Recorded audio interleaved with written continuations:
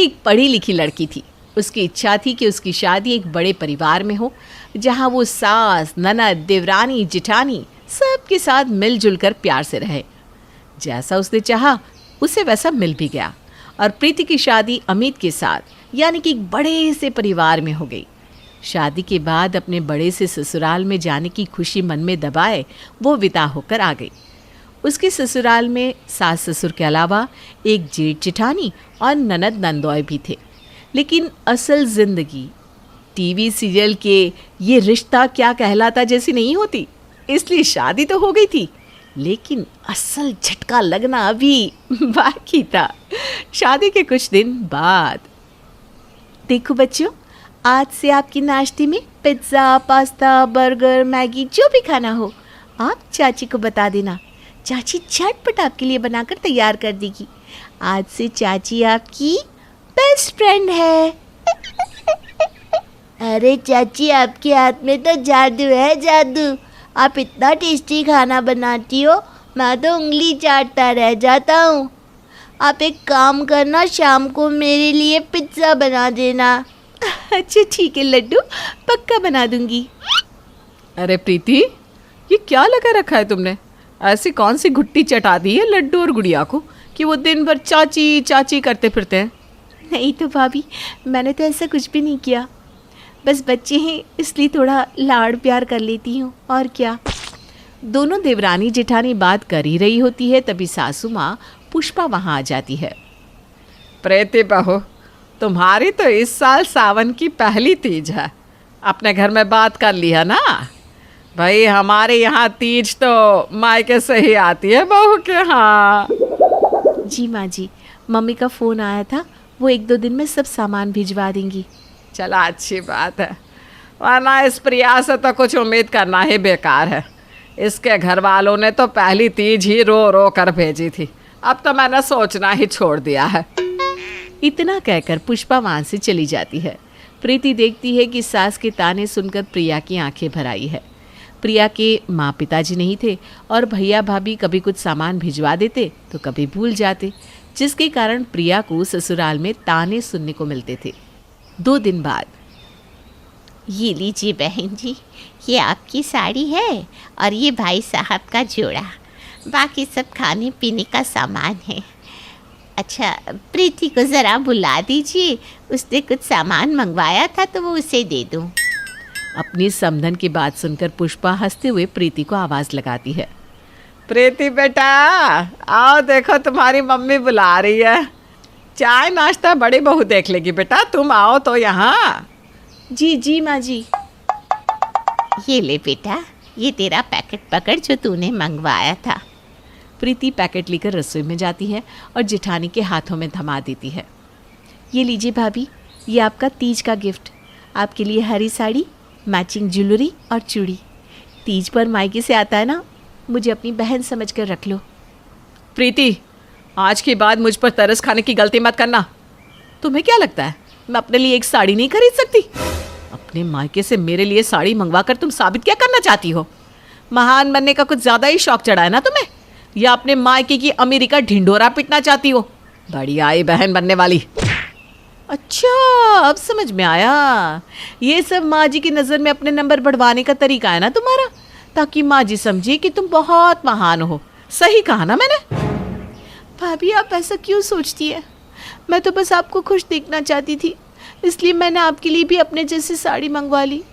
सोचा था दोनों एक जैसी साड़ी पहनकर तीज मनाएंगे।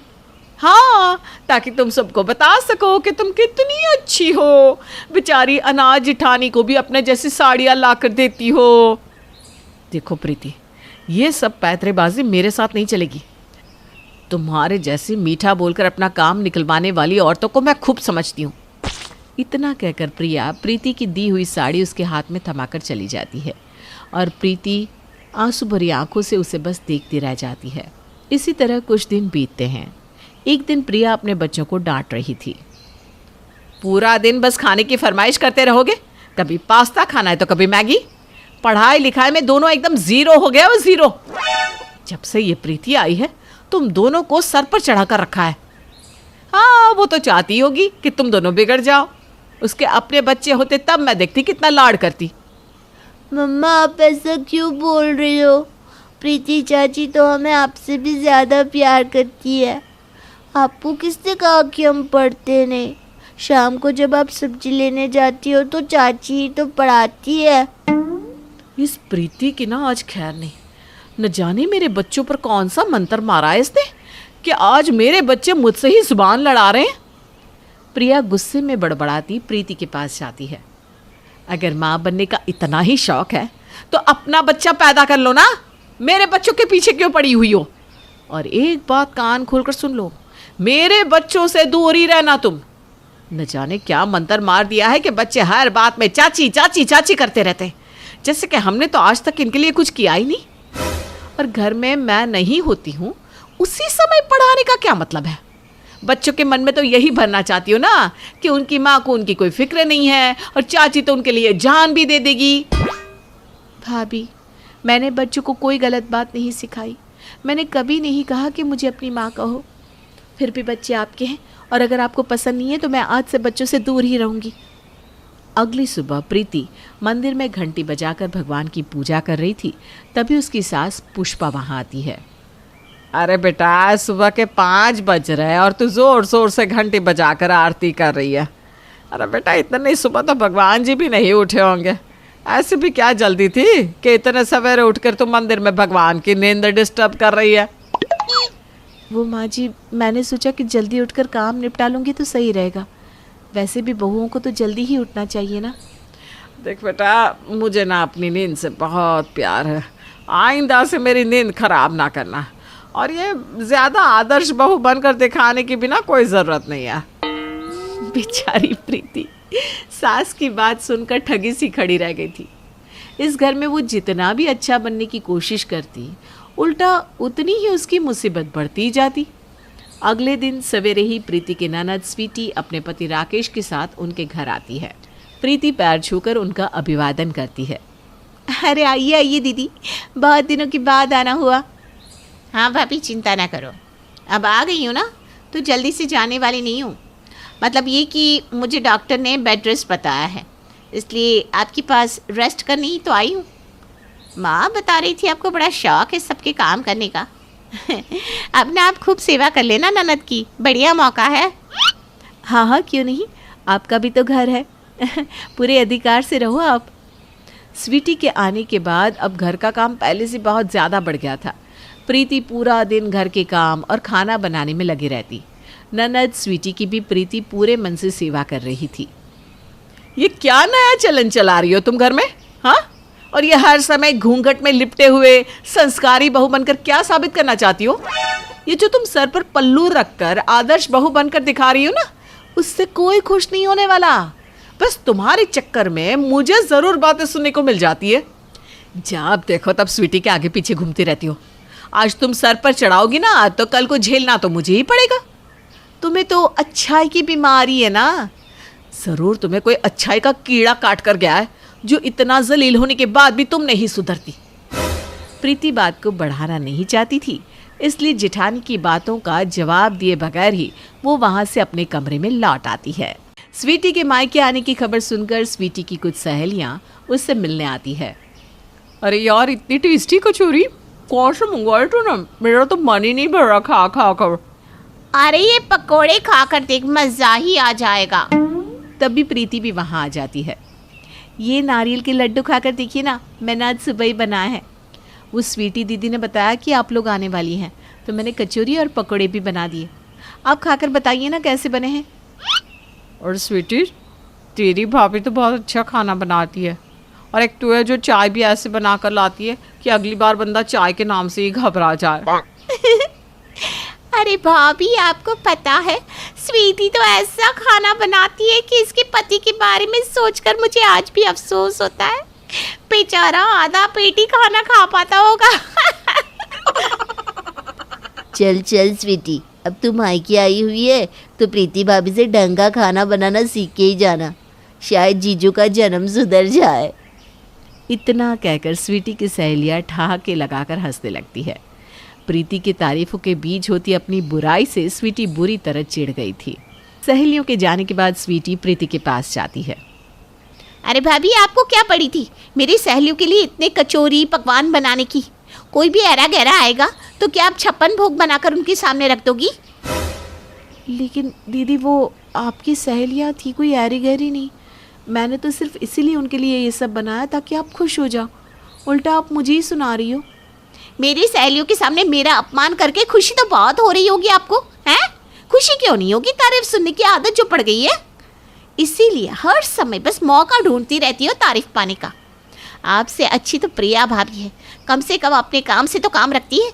आपकी तो आदत है सबके काम के बीच अपनी नाक घुसाने की। अरे स्वीटी, क्या बात हो गई बेटा? क्यों इतनी नाराज हो रही हो? मम्मी, ये जो आपकी लाडली बहू है ना, इसने मेरी सहेलियों के सामने मेरी बेइज्जती करवा दी। इसके बाद स्वीटी पुष्पा को सारी बातें बताकर जोर जोर से रोने लगती है।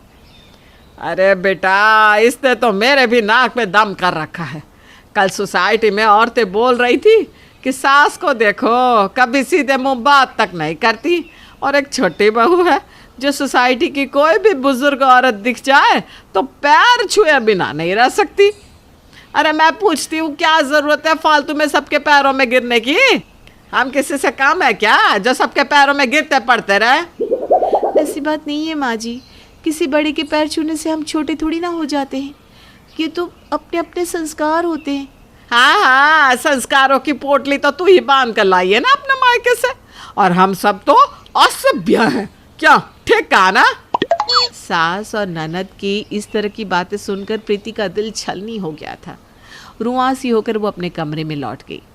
अब वो पूरी कोशिश करती कि परिवार में किसी के भी बारे में ना सोचकर बस अपने काम से मतलब रखे, लेकिन अच्छाई तो मानो एक बीमारी बनकर उसके अंदर समाई हुई थी।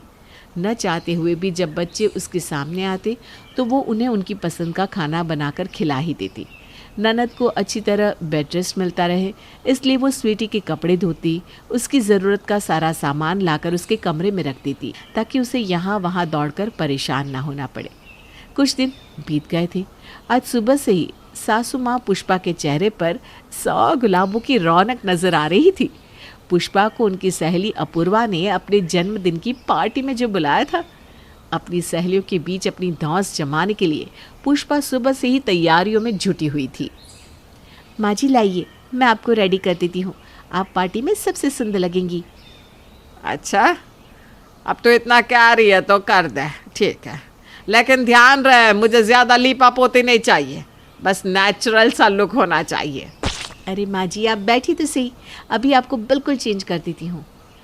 प्रीति पुष्पा का खूब बढ़िया सा मेकअप कर देती है। तभी ससुर जी घर के अंदर आते हैं। बेटो, जरा पुष्पा आंटी को तो बुलाओ ना। अरे क्या बकवास कर रहे हो जी, मैं ही तो पुष्पा हूँ। अगर तुम ही पुष्पा हो तो फिर ये बूढ़ी घोड़ी लाल लगाम क्यों बनी हुई हो? कोई तुम्हें देखकर कह ही नहीं सकता कि तुम्हारी उम्र 65 साल है। अरे मैंने तो पहले ही कहा था प्रीति से कि मुझे ज़्यादा लीपा पोते पसंद नहीं, लेकिन ये मेरा मजाक उड़वाए बिना मानी नहीं। पता नहीं किस घड़ी में ये संस्कारों की पोटली मेरे गले में बंध गई। ऐसा कोई काम हो ही नहीं सकता जिसमें ये टांग ना अड़ाए। अच्छी खासी मैं खुद से तैयार हो रही थी, आकर लग गई माँ जी करने में और सब सत्यानाश कर दिया। अब ऐसी शक्ल लेकर सहेलियों के बीच जाऊंगी तो वो भी मजाक ही बनाएंगी। तभी पुष्पा की सहेली का फ़ोन आता है और वो जल्दबाजी में ऐसे ही निकल जाती है। मैंने तो माँ जी का इतना अच्छा मेकअप किया, मदद करने की कोशिश की, और उन्होंने ही मुझे 4 बातें सुना दी। बच्चों को लेकर हुई बहस के बाद प्रिया प्रीति से बात नहीं करती थी। बच्चों के 3 दिन में एग्ज़ाम शुरू होने वाले थे और प्रिया डेंगू की चपेट में आकर बिस्तर पर पड़ी हुई थी।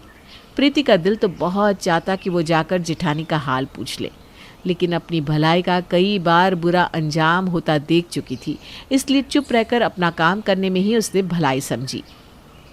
स्वीटी दीदी, आप बच्चों की पढ़ाई करवा देंगी क्या? मेरी तो बिल्कुल हिम्मत नहीं हो रही, न जाने इस बार क्या होगा। मैं तो बिल्कुल समय ही नहीं दे पा रही बच्चों को।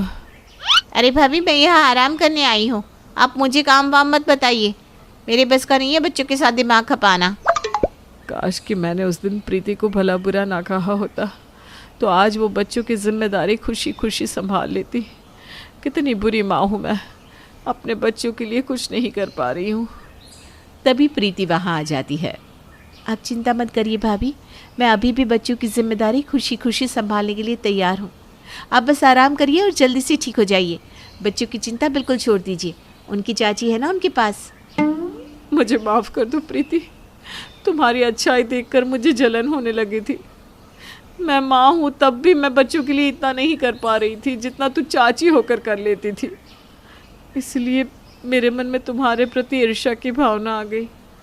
मुझे चिढ़न होने लगी थी और इसीलिए मैंने तुमसे झगड़ा किया।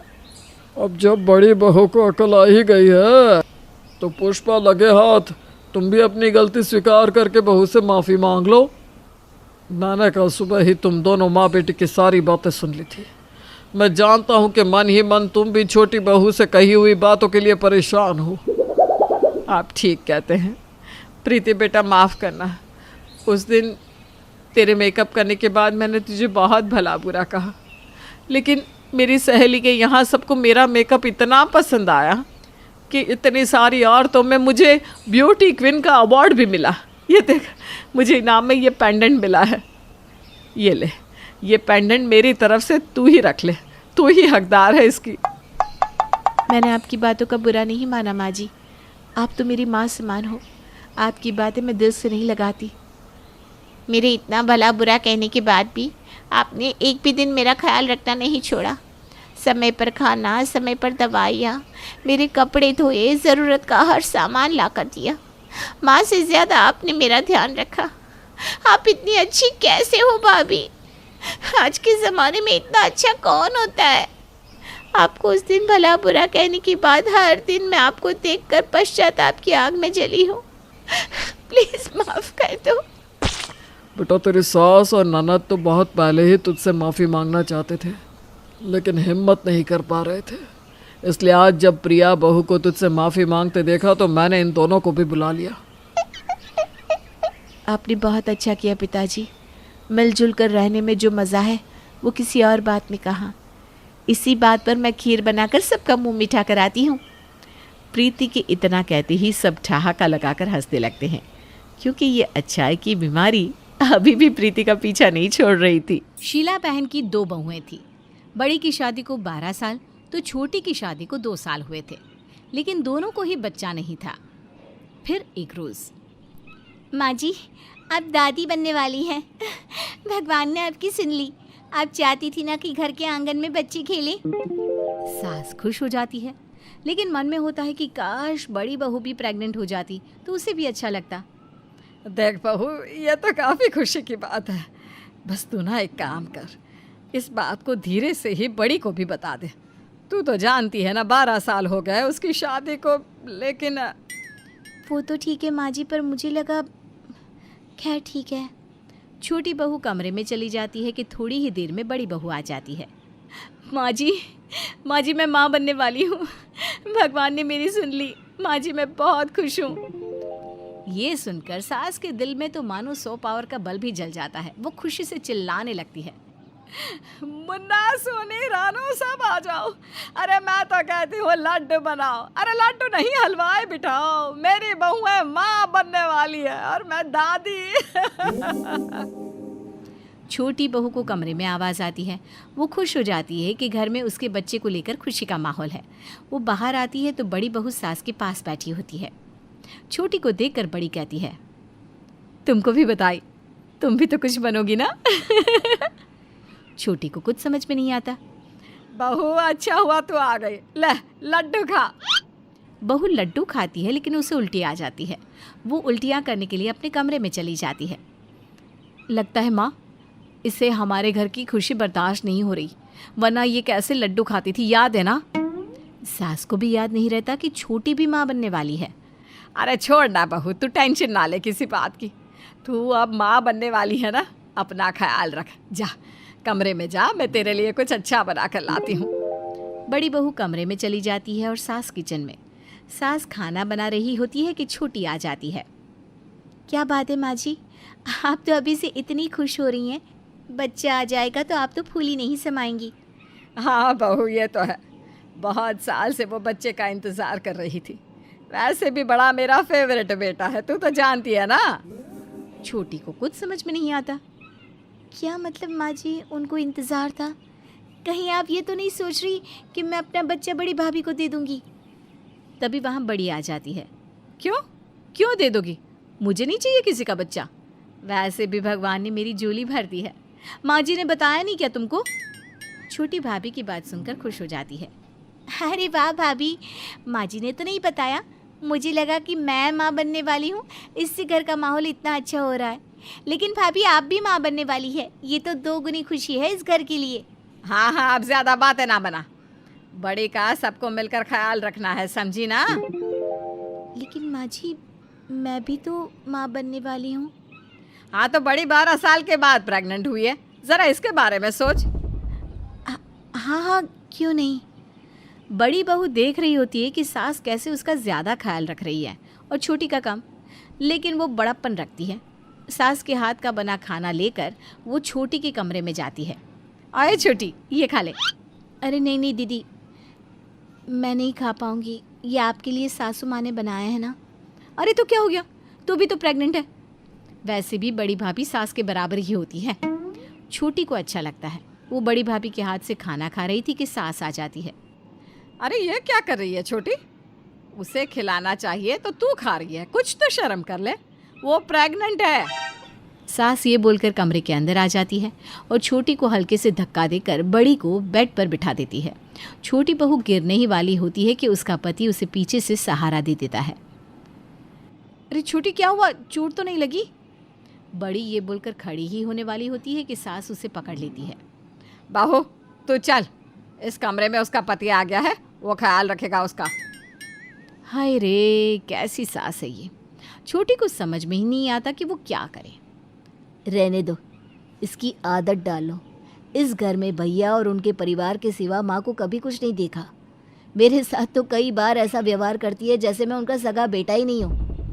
बाहर खड़ा बड़ा भाई सब कुछ सुन लेता है। वो कमरे में जाकर अपनी बीवी को सारी बात बताता है। देखिए माँ जी की ये हरकत तो बिल्कुल ठीक नहीं है, लेकिन हाँ, हम दोनों मिलकर छोटे और उसकी बीवी के लिए सास ससुर की जिम्मेदारी उठा सकते हैं। वो छोटा है आपसे, उसकी बात का बुरा मत मानिए। ठीक कहती हो तुम। अगले रोज़ घर में कीर्तन का कार्यक्रम होता है। छोटे, छोटे, फटाफट पंजीरी की थाल पकड़ा। अरे रहने दे, पेट से है तुम्हारी बहू, मैं ले आती हूँ। छोटी थाल लेकर आ जाती है। अरे तो क्या हो गया, बच्चे हमने भी पैदा किए हैं, जानते हैं कि बच्चा कैसे पैदा किया जाता है। तभी बड़ी आ जाती है, उसके हाथ में पानी का ग्लास होता है। अरे कोई उसके हाथ से ग्लास ले लो, पेट से है वो। अरे बड़ी क्यों काम करती है इतना, थोड़ा खुद का भी ध्यान रखा कर। पड़ोसन ने देख रही होती है कि कैसे 2 बहुएं, दोनों प्रेग्नेंट, लेकिन सास को सिर्फ बड़ी की ही परवाह है। माना शीला बहन, आपको आपका बड़ा बेटा प्यारा है, लेकिन छोटी भी आपकी ही बहू है। वो भी तो पहली बार माँ बन रही है। इस तरह का रवैया ठीक नहीं है। अरे रहने दो, मुझे ना सिखाओ क्या ठीक है क्या ठीक नहीं, समझी? खैर, कीर्तन खत्म होता है, सब खाना खाते हैं और घर चले जाते हैं। पीछे से घर पूरा फैल जाता है, जिसके बाद छोटी, ओ छोटी, चल पूरा घर साफ कर दे। बड़ी बहू चल कमरे में, मैं तेरे पैर पर तेल लगा देती हूँ। सारा दिन थक सी गई है मेरी बच्ची। बड़ी को भी अब ठाठ अच्छे लगने लगते हैं। वो छोटी का ख्याल तो पूरा रखती, लेकिन काम ना करती। फिर एक दिन, बहू, ओ बहू, आज काम वाली नहीं आने वाली है, तू एक काम कर, झाड़ू मैं लगा देती हूँ, पोछा तो लगा दे। माँ जी, बड़ा घर है, मैं आधे घर में पोछा लगा देती हूँ, आधे घर में भाभी लगा देंगी। सास को तो मानो ये सुनकर गुस्सा ही आ जाता है। अरे क्यों बड़ी करेगी, हैं? बड़ी क्यों करेगी पोछा, जानती हो ना उससे बच्चा होने वाला है। बड़ी कमरे में सारी बात सुन रही थी, लेकिन कुछ नहीं कहती। किसी तरह छोटी पूरे घर का पोछा लगाकर जैसे ही कमरे में आती है, बड़ी बहू हाथ में उसकी फेवरेट चाय लेकर खड़ी होती है। लो चाय पी लो, थक गई होगी ना। छोटी चाय पीती है कि सामने सास आ जाती है, हाथ में गर्मा गर्म खाना लेकर। बड़ी चल खाना खा ले बेटा। अब यही रख दीजिए माँ जी, मैं और छोटी साथ में खा लेंगे। अरे हाँ हाँ, उसका भी खाना लगा हुआ है किचन में। छोटी जा जा कर ले आ। छोटी को भी भूख लगी होती है, वो भी जाती है और खाना लेकर ऊपर आती है। खाना लेकर आती है और पलंग में बैठ जाती है। तो ज़ोर ज़ोर से सांस लेने लगती है। क्या क्या हो गया? 4 सीढ़ी चढ़ने में जान निकल गई। नहीं माँ जी, पता नहीं क्यों सांस फूल रही है। शाम को डॉक्टर के पास चली जाऊंगी। हाँ हाँ, अरे बड़ी, तू भी साथ में चली जाना छोटी के। लेकिन माँ जी, मैंने तो अभी पिछले महीने ही दिखाया था। तो क्या हुआ दीदी, मैं जा ही रही हूँ ना, आप भी साथ चलिएगा। माँ जी आप भी चलिए, देख लीजिएगा कि दीदी को और क्या क्या ख्याल रखना है। हाँ हाँ ठीक है, साथ चलेंगे, लेकिन उससे पहले मैं ज़रा बहू के पैरों में तेल लगा देती हूँ। माँ जी सारा दिन काम तो मैं करती हूँ, तेल आप दीदी के पैर पर लगाती हैं। वैसे ठीक ही है, मेरी तो काम कर कर के आदत हो गई है चलने फिरने की। मैं तो बैठ जाऊँ तो मुझे परेशानी होगी। हाँ हाँ ठीक है, ज़्यादा बात ना बना। शाम को सभी डॉक्टर के पास जाते हैं। डॉक्टर दोनों बहू को चेक करती हैं और फिर, शीला जी, आपकी छोटी बहू का तो बच्चा एकदम फिट है, मस्ती कर रहा है पेट के अंदर। लेकिन बड़ी सास को तो मानो सांप सूंघ जाता है। क्या हो गया मेरा बच्चा? हाँ डॉक्टर साहब, इसको तो 12 साल बाद बच्चा हो रहा है। क्या हो गया है बच्चे को? देख लीजिए मेरे पोते को कुछ ना हो। इस बड़ी बहू को रखना पड़े यहाँ तो रख लो, पर मेरा पोता मेरा। बड़ी को हैरानी होती है कि जो सास उसके आगे पीछे घूमती थी वो उसके लिए नहीं बल्कि बच्चे के लिए सारा प्यार दिखाती थी। बड़ी बहू क्या काम नहीं करती? सारा दिन बैठे रहने से भी बच्चा सुस्त हो जाता है और कम एक्टिव होता है, जो डर की बात है। काम नहीं तो कम से कम वॉक ही करते रहना चाहिए। जी वो तो मैं करती थी, वॉक भी और काम भी, लेकिन मेरी सास, ये बोलकर वो छोटी के साथ बाहर आ जाती है। घर आकर, वाह माँ जी, आप तो बहुत सेल्फिश निकली। अब मुझे पता चल गया है कि आपको मुझसे नहीं मेरे बच्चे से सिर्फ प्यार है। मैं चली मायके।